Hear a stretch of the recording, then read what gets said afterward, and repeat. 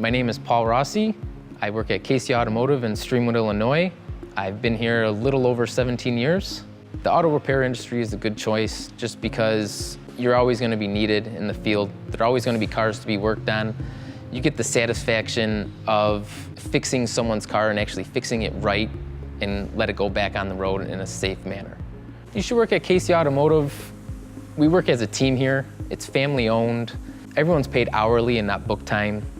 So everyone helps each other out. It's like we're a big family here.